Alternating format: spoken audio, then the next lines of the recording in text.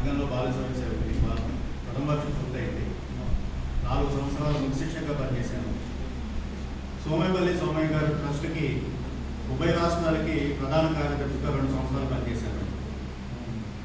2006లో హిందూ సేవా సమితి educational society అని ఒక సేవా సంస్థని ప్రారంభించాము. దాని ద్వారానే ఈ 16 ఏళ్ళు సేవా కార్యక్రమాలు చేస్తూ వస్తున్నాము. 2008లో శ్రీ తుంగూరు సంగీతాలయం అని చెప్పి ఒక సంగీతం స్కూల్ స్టార్ట్ చేశాము. ఇప్పటికి దాదాపు ఒక 1000 పైన విద్యార్థులు కూడా సంగీతము, నృత్యము, అలాగే వీణ, వైలిన్, కీబోర్డు అలా వివిధ రంగాల్లో అంతా నేర్చుకున్నారు. ఒక 2 నెలల క్రితం ఆజాదీ కా అమృత మహోత్సవం చేశాము. 75 మందితో వీణ, 75 మందితో కూచిపూడి, 75 మందితో గాత్రం, ఇలా ఒక పెద్ద కార్యక్రమం చేశాము కోట విజయభాస్కర్ రెడ్డి స్టేడియంలో. మా అదృష్టవశాత్తు పెద్దలు చాలామంది వచ్చి ఆశీర్వదించారు పిల్లల్ని. మా అదృష్టవశాత్తు ఆ కార్యక్రమం ఢిల్లీలో ఉన్న పెద్దవాడ దాకా కూడా పెట్టింది. అందరూ కూడా వాళ్ళ అభినందనలు తెలియజేశారు. 75 సంవత్సరాలకు మనం ఉన్నాం కాబట్టి కార్యక్రమం చేశాం.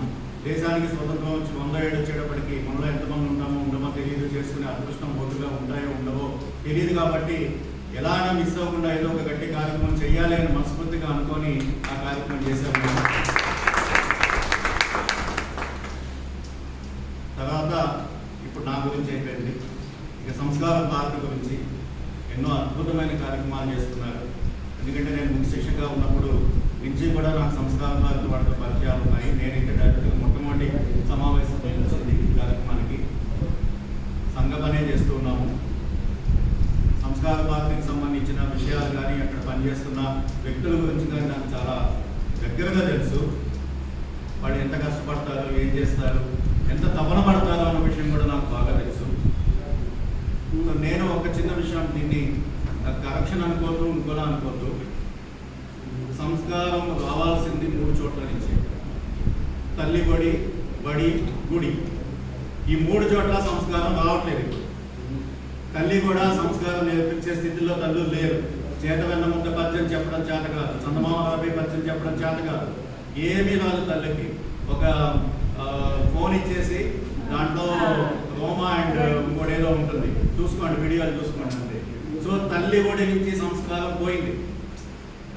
బడి 80% స్కూల్స్ క్రిస్టియన్ స్కూల్సే. అక్కడ వచ్చే సంస్కారం లేనే లేదు, కుసంస్కారమే వస్తుంది అక్కడ. అక్కడి నుంచి వచ్చిన పిల్లలు కాలేజీలకు వస్తారు.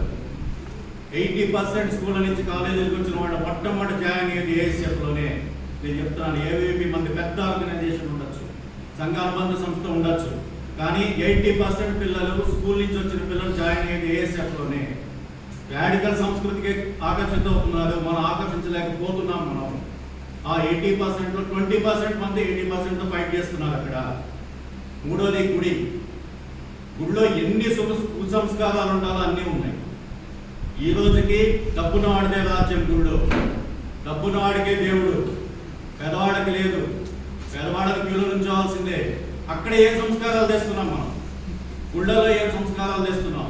గుళ్ళలో పూజ చేసేవాళ్ళు ఏ రోజైనా ఈ దేవుడు ఇది, ఈ సంస్కారం ఇది, ఈ పద్ధతి ఇది, ఇది ఎందుకు వచ్చింది అని ఏ రోజైనా కూర్చోబెట్టి వచ్చిన భక్తులకి చెప్పడం చూస్తున్నాము మనం? చూడలేదు. ఒక ఫార్మాలిటీ ప్రకారం రావడం, దండం పెట్టుకోవడం, దాంట్లో ఏమైనా వేయటం, చెట్టుకోవడం పెట్టుకోవడం, తీర్థం తీసుకోవడం, ప్రసాదం తీసుకోవడం, పెట్టుకోవడం, ఇదే సిస్టమ్. ఆ వచ్చిన 100 మందికో 50 మందికో కూర్చోబెట్టి చెప్పే తత్వం మనకుందా? కానీ మన అపోజిషన్ వాళ్ళకు ఉంది. 100 మందిని కూర్చోబెట్టి 2 గంటలు 3 గంటలు చెప్తున్నారు బైబిల్ గురించి. ఎక్కడ ఏమున్నా, ఏ పని ఉన్నా సరే శుక్రవారం నాడు 1 గంటకి ఖచ్చితంగా వచ్చి తీరుతాడు. గంట సేపు వాడికి మొత్తం చెప్తున్నారు. మనం ఇక్కడ ఏ సంస్కారం నేర్పిస్తున్నాం? మన సంస్కారం నేర్పించాల్సిన ప్రదేశాల్లో ఏం జరుగుతుంది? అక్కడ గుళ్ళో జరుగుతుందా, బడిలో జరుగుతుందా, తల్లి గుళ్ళో జరుగుతుందా? ఎక్కడ జరగట్లేదు. ఎవరిని సంస్కరించాలి మనం?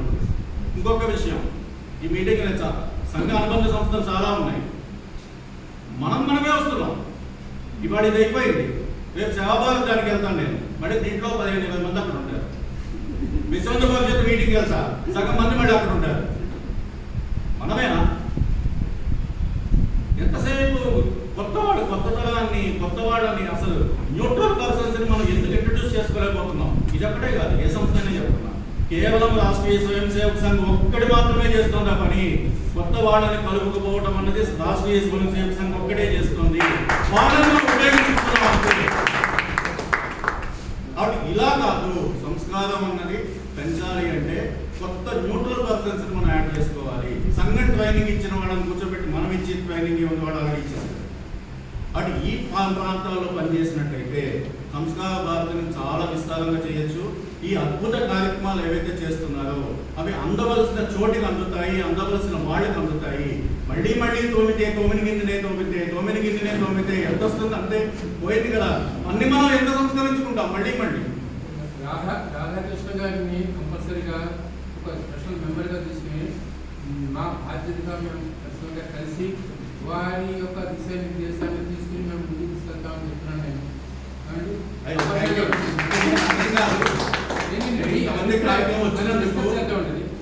కార్యక్రమాల్లో మాట్లాడుతున్నాను, మిమ్మల్ని ఇబ్బంది పెట్టుంటే ఏమనుకోకండి, నాకు చెప్పాల్సిన బాధ్యత చెప్పారు. ధన్యవాదాలు.